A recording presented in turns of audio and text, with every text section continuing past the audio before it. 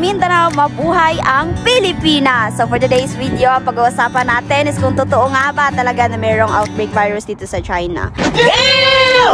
So isa lang masasabi ko guys, do your own research and I'm pretty sure na yung news natin sa Pinas, GMA, ABS-CBN or any news, sila na yung nag-confirm at pinalabas nila na fake talaga yon and there is no such thing as outbreak virus here in China. Oh my God! Wow! Of course, also talaga dito na magkasakit, lalong-lalo na sa panahon ngayon na winter na. So I'm currently here in Taiyuan, Shanxi, China. And dito is, sa mga nakakaalam, yung China is malaki talaga siya. Malaking ano siya, malaking lugar. So there are places na hindi nag-snow sa China. And maraming lugar dito ang nag-snow, including mine, kung saan ako nag-vlog ngayon. Nice. So as of now, wala pang snow dito. Maybe, I think, maybe Chinese New Year. Okay. 28, 29, something like that. I'm not really sure. Okay. But kung nakikita nyo, ayan yung lake namin dyan, ayan, ice na talaga siya at pwede ka nang mag-skiing. Yeah, boy. Ayan. Kasi nga, maginaw na dito. So, kaya ko ginawa yung video na ito or yung vlog na ito kahit maginaw. Double na yung, ano ko, yung damit ko.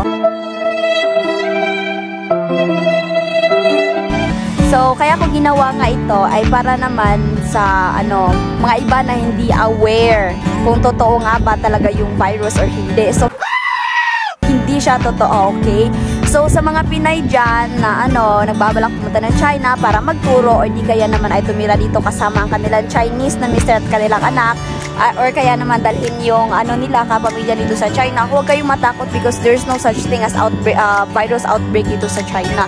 So, normal lang talaga guys na magkasakit dito dahil nga sa maginaw na. So, kahit itanong nyo pa sa mga OFW, sa mga teachers dito sa China, sa mga nakaasawa ng mga Chinese, alam talaga nila na wala talagang virus. Pero yung friend ko, nagkasakit siya kasi nga maginaw na. So ako personally, nandito ako sa China for around mag 7 months na ako dito and next month mag-renew na ako ng residence visa ko. I'm here to tell you right now, we don't care. And yung katawan ko, parang nag-a-adjust siya. Okay, alright, nahanap ko na yung tawag word. So, nag-a-adjust siya because sa Pinas, alam naman natin na walang winter. Walang winter sa Pinas, mainit talaga. So, parang naninibago yung katawan ko, but it's fine naman. So, guys, again, yung makalat sa FB na outbreak virus. Oh, that's not true. So, nawi-weird talaga ako pag nag-vlog ako at nagsasalita ako ng Tagalog because a lot of Chinese are looking at me. Parang sabi sila ang weirdo ko, may alien, may alien. Parang gano'n.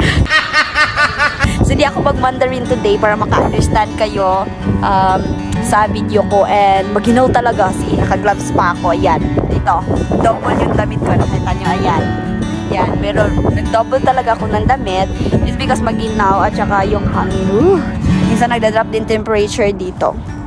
So, that's all guys. Thank you for watching. And I hope na maging vigilant tayo, wag tayong mag-share ng mga post na mga fake kasi maraming mga tao ang na-alarma. Okay.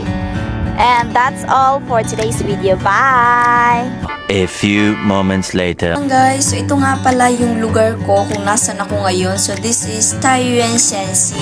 Ayan, so kung makikita mo, ice na talaga yung yung ilog dito dahil nga sa winter na. Ayan, hindi po yan biro. And that's all for today's video. Thank you for watching. Bye!